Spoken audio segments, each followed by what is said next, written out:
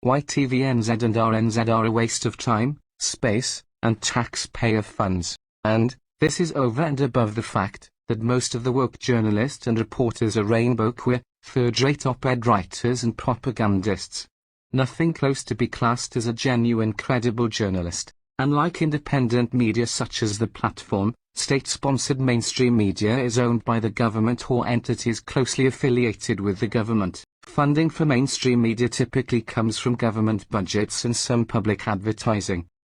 State-sponsored mainstream media will often operate under government influence or control.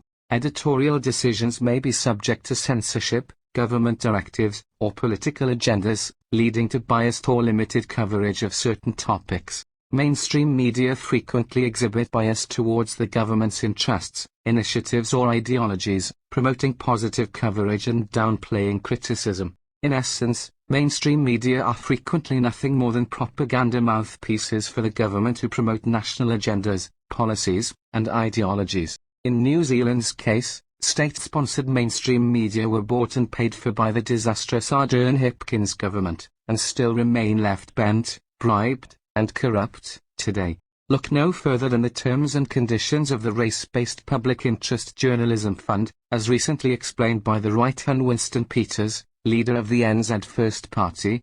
In his brilliant State of the Nation speech, the New Zealand government should sell off TVNZ and RNZ, and force them to survive in the real independent media world, without any taxpayer support funding. State taxpayer-funded mainstream media, like any media organization, should ideally strive for objectivity and impartiality in their reporting. Taxpayer-funded media outlets have a responsibility to serve the public interest by providing accurate, fair, and balanced coverage of news and current events. Political bias in state taxpayer-funded mainstream media can undermine the public's trust and confidence in the institution. It can also distort the information presented to the public, leading to a one-sided portrayal of events and issues.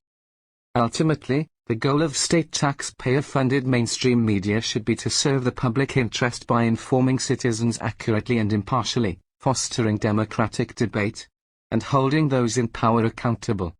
If a taxpayer-funded mainstream media like TVNZ or RNZ are found to be politically biased, several steps should be taken by the government or the public to address this issue.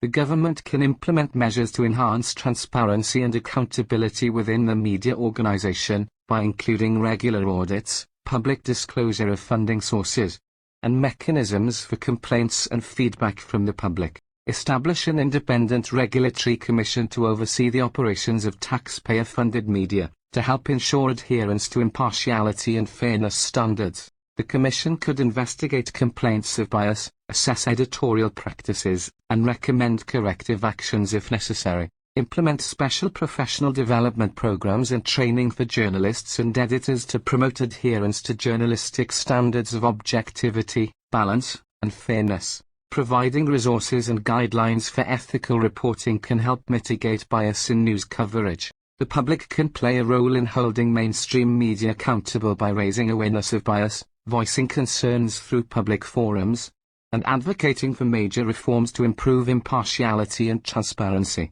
Grassroots movements, civil society organizations, and media watchdog groups can mobilize public pressure for change. Encourage the development of alternative independent media who are able to provide further choices for consumers seeking unbiased news coverage.